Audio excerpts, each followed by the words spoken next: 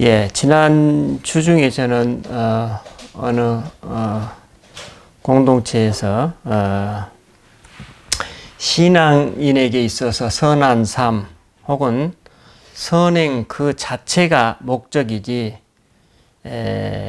그 선한 삶이나 선행의 결과에서 오는 어떤 보상이 목적이 될 수 없다라는 주제를 가지고 설교하였습니다. 그리고 오늘까지 며칠을 지나면서 이 주제에 대해서 조금 더 구체적으로 다루어야 할 필요성을 느꼈습니다. 왜냐하면 신앙인에게 있어 선한 삶 혹은 선행 그 자체가 목적이라면 그것이 단지 그런 삶을 예수님이 원하시기 때문에 라는 단순화보다는 그 주장에 대한 근거나 이유를 합리적으로 설명하는 것이 보다 설득력을 가질 수 있을 것으로 보이기 때문입니다. 저는 이런 흐름 속에서 며칠을 보내면서 오늘 본문을 다시 살펴보게 되었습니다. 오늘 본문은 어느 부자 관리에 관한 이야기입니다. 이 부자는 예수님 앞에 나와 질문합니다. 선한 선생님이여, 내가 무엇을 하여야 영생을 얻으리까? 이 부자 관리의 질문은 문자 그대로 자신이 어떻게 하여야 영생, 즉 영원한 생명을 얻을 수 있는지에 관한 질문이었습니다.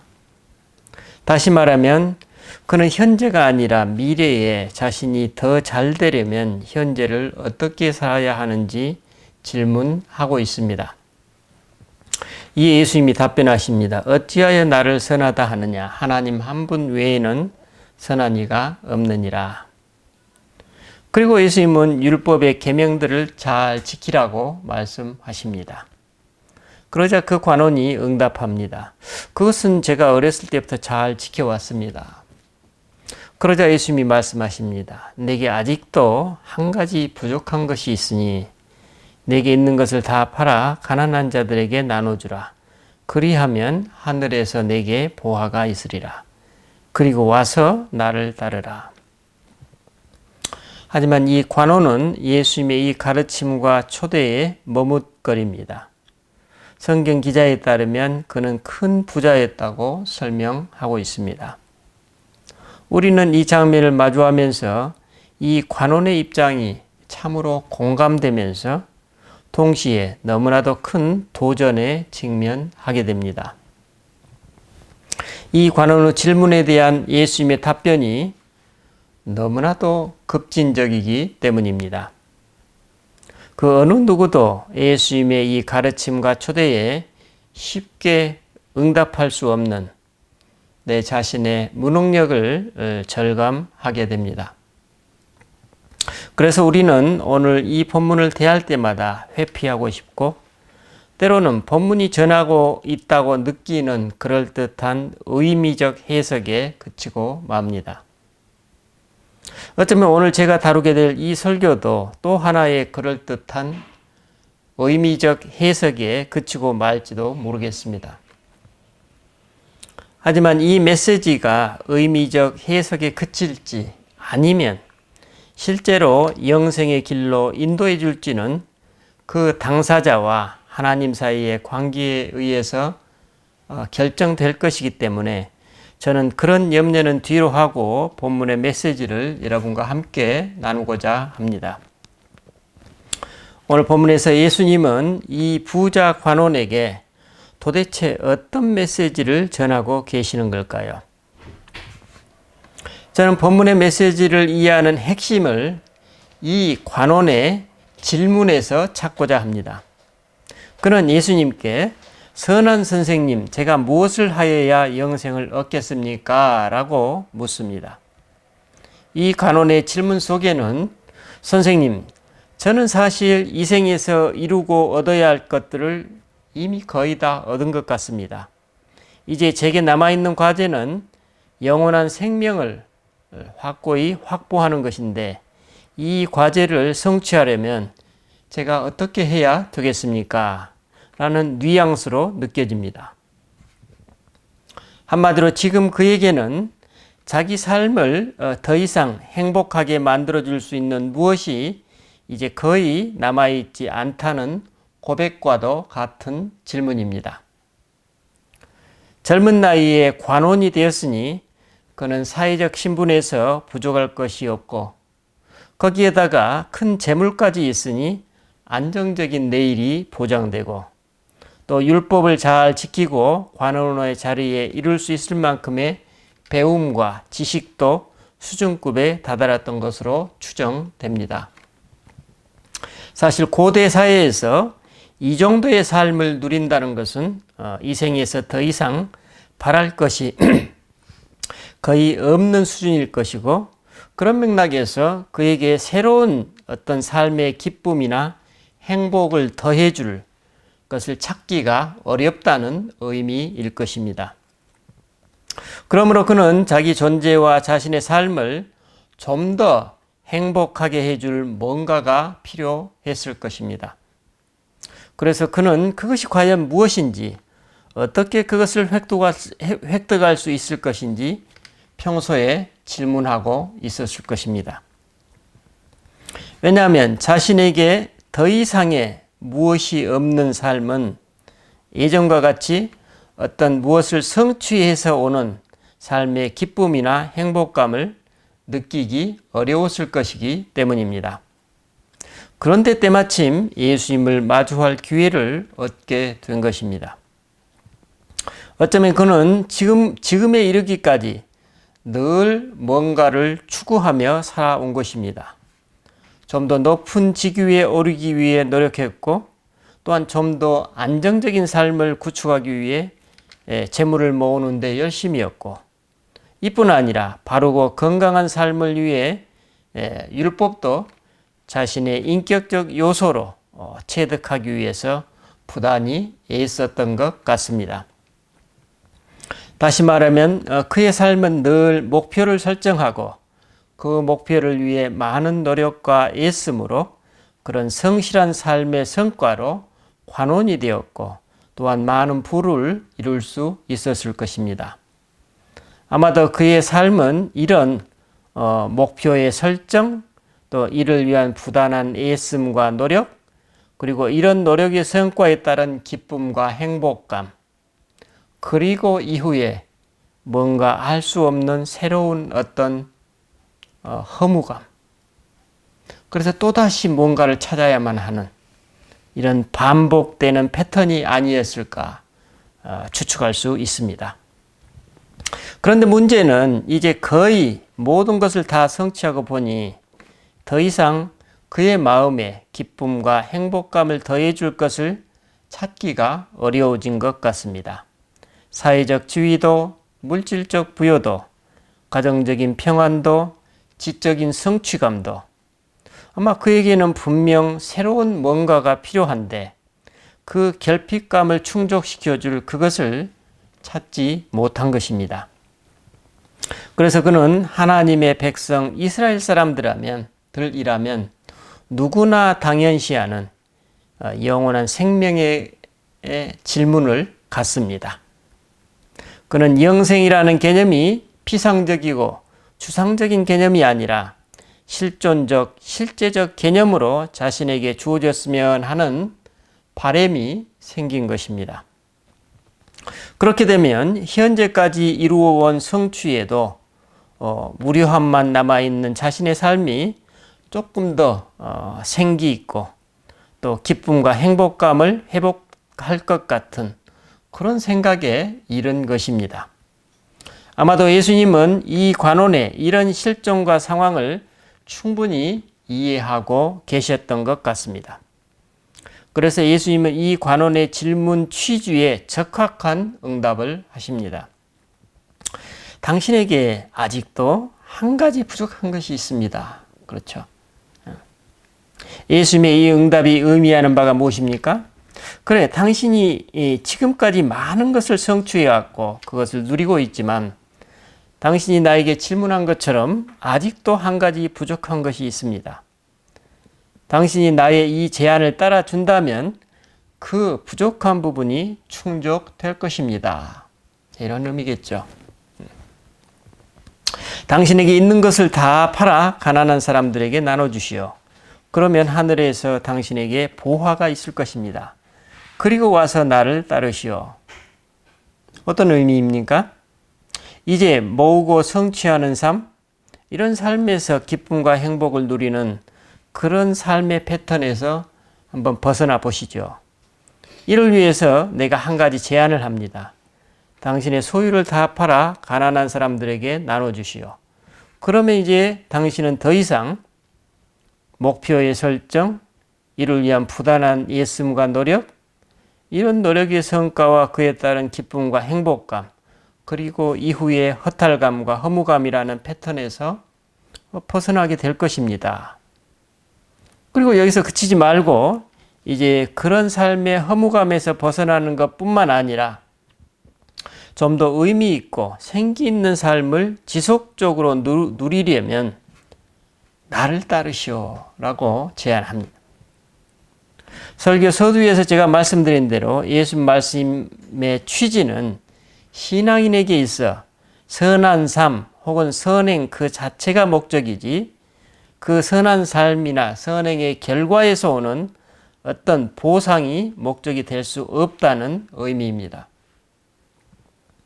즉 하나님 나라에서 살아가는 생명의 삶이란 선한 삶과 행동 그 자체에서 이미 그 사람은 하나님 자녀로서의 자존감과 삶의 의미를 선물로 받는다는 것입니다. 받고 있다는 것입니다. 그러므로 하나님의 자녀들은 세상 사람들처럼 나의 어떤 노력이나 행동에 대한 보상이나 결과를 가지고 내가 이미 헌신했던 삶을 다시 평가하면서 그것에 연연해하지 않는다는 가르침입니다. 선한 삶이나 행동 그 자체로서 우리는 이미 그에 따른 은총을 누리고 있기 때문입니다. 그건 바로 그 선한 삶과 행동 안에 이미 담겨진 하나님 나라, 하나님 자녀로서의 자존감이 이제 나의 존재 의미이고 또한 그것은 나도 모르게 이미 우리 존재의 가장 깊은 곳에서 체험되는 은혜입니다. 오늘 본문에서 예수님이 이 관원에게 주려고 하셨던 선물이 바로 이런 생명의 삶, 은혜의 삶이 아닐까요? 그러면 이런 이상적인 삶이 어떻게 가능할까요?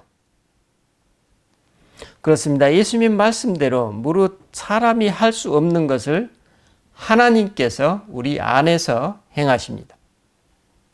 이런 맥락에서 예수님은 이 관원에게 마치 영생이 내세에 있을 것이라는 선입견을 깨트리시고 대신 현세에 당신을 따르면서 영원한 생명의 삶을 현재화시키라고 초대하고 계십니다. 그런 의미에서 우리는 22절에 그리하면 하늘에서 보화가 있으리라. 그리고 나서 나를 따르라는 예수님의 말씀을 이해할 수 있습니다. 즉 지금 현세의 일상에서 예수님 당신을 따르면서 또한 동시에 하늘의 보화를 누리라는 초대입니다. 하지만 그 관원은 예수님의 이 초대를 받고 몹시 근심하고 슬퍼합니다.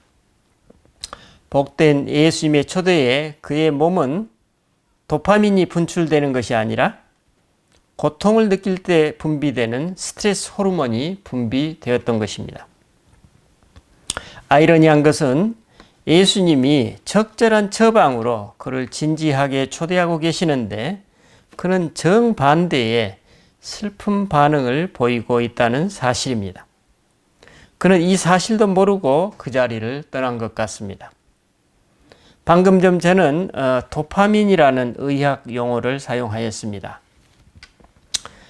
뇌과학이나 신경생리학 혹은 심리학에서 소위 도파민 중독이라는 용어를 자주 접하게 되는데 저는 오늘 본문의 메시지가 현대인들의 도파민 중독에 대한 예수님의 처방이라는 암시를 받습니다. 제가 방금 언급했던 이 도파민은 우리 인체 안에서 기분을 좋게 만들어주는 뇌 속의 신경 전달 물질, 즉 우리 인체 속에 즐거움을 주는 호르몬이라고 합니다. 즉 이 도파민은 사람의 행동을 결정하는 데 영향을 미치는 쾌락 호르몬의 일종인 것입니다. 그런데 이 도파민 신경세포는 우리가 예상했던 것보다 더 큰 보상이 주어질 때 발화되어서 예상보다 더 큰 보상이 주어지는 행동을 이제 실행하게 되고 그 나중에도 이런 행동을 실시할 확률이 높아지도록 우리를 자꾸 이끈다고 합니다. 그래서 이 도파민은 우리가 어떤 행동을 할지 선택하거나 학습하는 과정에서 핵심적인 역할을 한다는 것입니다. 또한 학습된 활동을 오래 하게 되면 습관이 되는데 이 도파민은 습관의 형성에도 관여하고 있다고 합니다. 예를 들면 어린 아이에게 시험을 치르게 하고 그 시험 성적의 결과에 따라 아이가 좋아하는 보상이 주어지면 그 아이는 시험을 치른 후 그 보상을 위해서 이후 시험 준비에 이제 더 관심을 갖고 성실하게 된다는 것입니다. 그런데 문제는 이 아이가 이전과 같은 수준의 기쁨과 쾌락을 느끼기 위해서는 점점 더 많은 보상, 즉 더 강한 도파민이 필요해진다는 것입니다. 다시 말하면 이전보다 큰 보상이나 자극에도 더 적은 양의 도파민이 나오는 것입니다. 소위 도파민 중독 현상입니다. 이 아이가 처음에는 적은 양의 보상, 즉 적은 양의 도파민에도 만족하고 즐거움을 느끼지만 이와 같은 사이클이 반복되면 점점 더 이전 수준의 도파민으로는 더 이상 만족하지 못하는 것입니다. 오늘 현대사회에서 각종 중독 현상, 알코올 중독, 니코틴 중독, 이일 중독, 미디어 중독 등이 바로 이 도파민 중독과 밀접한 관련이 있습니다. 그리고 우리가 접하고 있는 수많은 상업적 광고나 미디어 컨텐츠물도 우리들의 이 도파민 중독 현상이라는 약점을 파고들어서 교묘하게 소비를 부추기는 자극적인 내용이 주된 흐름임을 알 수 있습니다. 오늘 본문의 이 관원도 이 도파민 중독 현상이라는 관점에서 보면 그는 아주 이른 나이에서부터 사회적 성공을 위한 노력과 성취, 많은 재산을 축적하기 위한 성실성과 그 성취, 인격적 평판을 위한 절제 있는 삶과 그에 대한 사람들의 좋은 평가 등 거의 모든 측면에서 그는 이전과 같이 자신의 삶에서 자신에게 도파민 호르몬을 증가시켜줄 무언가가 이제 더 이상 남아있지 않은 상태에 이르게 된 것입니다. 그래서 그는 예수님을 찾아왔고 자신의 행복 호르몬을 무한대로 증가시켜줄 것이라고 여기는 영원한 생명, 즉 영생의 길을 묻고 있습니다. 예수님의 이 관원의 내외적 상황을 바로 아시고 가장 적절한 처방을 선물로 주십니다. 그에게 아직 한 가지 부족한 것, 내게 있는 것을 다 팔아 가난한 자들에게 나누어 주라. 무슨 말씀입니까? 이제 더 이상 그런 보상적 도파민 의존증에서 벗어나라. 이제 그 도파민 중독의 악순환에서 벗어나라. 이런 메시지가 아닐까요? 즉, 그처럼 모으고 축적하고 오르고 성취하는 그런 삶, 그리고 거기에서 오는 결과에서 허무감을 느끼고 또 다른 뭔가를 끊임없이 찾고 또 극기에서 끊임없이 애쓰는 삶에서 이제는 좀 자유로워지라는 권고입니다. 그 대신 뭡니까? 그리스도와 늘 동행하면서 그때그때 일상에 감추어져 있는 기쁨과 행복을 발견하고 맛보라는 것입니다. 미국의 스탠포드 대학의 이 연구 결과에 따르면 놀랍게도 이 도파민 중독에 대한 현대 의학의 처방도 예수님이 말씀하셨던 처방과 일맥상통하고 있습니다. 즉 어떤 일을 하기 전 혹은 성취 후에 대한 보상으로 도파민을 자극한다든지 또 어떤 일을 한 이후에 보상을 줌으로써 도파민을 자극하지 말라는 것입니다. 그렇게 되면 그 사람은 다음에 어떤 일을 하게 될 때 그 일을 해야 하는 욕구나 동기를 크게 약화시켜 버린다는 것입니다. 며칠 전에 우리 이삭이가 자기 친구는 의대에 합격을 했는데 아빠가 그랜저 차를 사줬더라. 그런 얘기를 해서 제가 거기에 대해서 답변한 적이 있습니다. 그건 좋은 아빠가 아니다. 우리가 대중의 인기를 한 몸에 받고 있던 어떤 연예인이 어느 날 사람들의 관심에서 멀어지면서 깊은 우울증으로 빠지게 되었다는 이야기를 듣습니다. 또 어떻습니까? 어떤 부유한 가정의 아이가 미국 유학을 떠나서 그곳에서 삶의 의미를 잃고 마약 중독에 빠지는 이야기를 듣곤 합니다. 이와 같은 사례는 우리 인생이 항상 좋은 일만 일어날 수 없기 때문에 모양과 형태는 다르지만 그 누구도 이처럼 도파민 중독에서 자유로울 수 없다는 것을 말해주고 있습니다.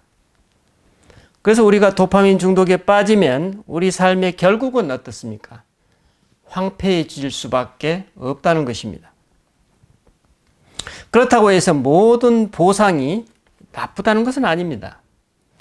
우리가 분별해야 될 것은 본질적인 보상과 외부적인 보상의 효과가 다르다는 것입니다.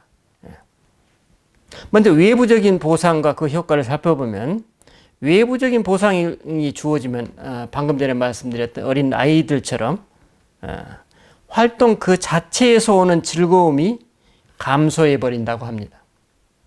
다시 말하면 외부적인 보상은 그 활동 자체를 즐기는 것이 아니라 그 활동에서 오게 될 미래의 보상을 위해서 일이나 공부를 하게 되어서 일의 과정이 더 고통스럽게 느껴진다는 것입니다. 공부하는 학생들도 마찬가지죠. 공부 그 자체에서 즐거움을 찾으라는 것입니다. 그렇다면 우리가 무엇에 집중해야 하는지 답이 나옵니다. 그렇죠? 외부적인 보상보다는 본질적인 보상에 마음을 돌려야 한다는 것입니다. 본질적인 보상이란 어떤 일이나 활동을 하고 있는 과정에서 그 와중에 그 활동이 주는 보상을 발견하고 내적인 즐거움을 느끼는 것입니다. 어떤 활동이나 노력을 하는 와중에 도파민이 분비가 되면 일에 활력이 넘치고 더 집중적으로 되고 더 효과적으로 일이나 공부를 할 수 있다고 합니다. 그래서 뇌과학자들은 이를 위해서 우리의 노력과 활동이 우리의 내적인 보상 체계와 연결시키라고 조언하고 있습니다. 즉, 나의 노력과 애씀 자체가 선하고 좋은 것이라고 인식하고 받아들이는 것입니다. 내가 비록 힘들게 고통스럽게 일하고 공부하지만 이것이 나에게는 좋을 거야 라고 받아들이라는 것입니다. 그러면 어때요? 공부하는데 지겹지가 않죠. 지금 나의 노력과 내가 겪고 있는 어려움이 그 활동이나 일 자체의 선과 유익성과 이게 분리된 것이 아니라 연결되어 있다라고 받아들이라는 것입니다. 그래서 연구 결과에 따르면 우리가 이와 같은 본질적인 보상을 추구했을 때는 외적인 보상과는 달리 도파민 중독 현상이 전혀 일어나지 않는다고 합니다. 이를 우리 신앙인의 차원에서 해석하면 어떻게 될까요? 그렇습니다. 어떤 활동이나 일을 하는 순간순간 되도록이면 그것을 그리스도와 함께 대하고 경험하는 것입니다. 그리고 그 선한 활동이나 일을 진행하는 와중에 우리는 그리스도와 함께 내 존재 가치와 내 삶의 의미를 늘 새롭게 발견하고 누리는 것입니다. 왜? 그리스도께서 선이시기 때문에, 선 그 자체이시기 때문에, 선이신 그분과 함께 내가 모든 일을 마주하고 대하고 사람들을 대하는 것입니다. 오늘 본문에서 예수님은 모든 것, 즉 보상체계의 중독에서 벗어나 나를 따르라고 하시면서 바로 이런 삶의 실상으로 이 관원을 초대하시는 것입니다. 이 관원에게는 역설적이겠지만 이제 역으로 결핍과 가난 속에서, 그래서 모든 것을 줘버리니까 도파민의 극치를 맛보고 도파민 중독에서 벗어나게 되는 복을 누리게 되는 것입니다. 우리가 요새 유행하는 간헐적 단식이라는 그런 식이요법이 있습니다. 간헐적 단식은 어떻습니까? 어떤 시간을 정해놓고 그 시간 이외에는 음식을 섭취하지 않는 것입니다. 우리가 어때요? 습관을 바뀌니까 굉장히 고통스럽겠죠. 그런데 단식을 하는 와중에 어떻습니까? 이것이 내 몸과 내 건강을 위해서 매우 매우 유익하고 좋은 것이다라는 인식을 하기 때문에 그 단식하는 과정이 어려워요? 즐겁습니까?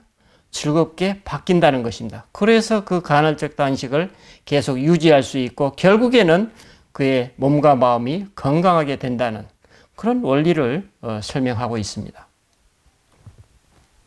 예수님이 보시기에 이 관원의 영생을 위한 최선의 처방은 이처럼 삶의 순간순간 자신의 존재 가치와 자기 삶의 의미를 가장 생생히 맛볼 수 있는 삶, 그 자체였기 때문입니다.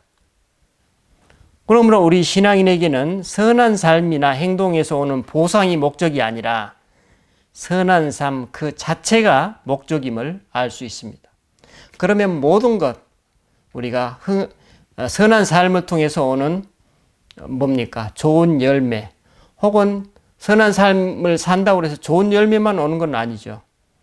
실패로 경험하는 것도 그것이 실패가 아니고 나름의 의미와 또 가치가 계속 주어지는 것입니다. 그러니까 우리 삶이 어때요? 안정적이고 평화롭고 더 건강해지는 역할을 하게 되는 것이죠. 예수님이 이렇게 사는 삶이 곧 영원한 생명, 영생의 삶이라고 말씀하십니다. 선한 삶 그 자체를 목적으로 삼았을 때 그것이 영원한 생명과 잇대어 있다 이렇게 말씀하십니다.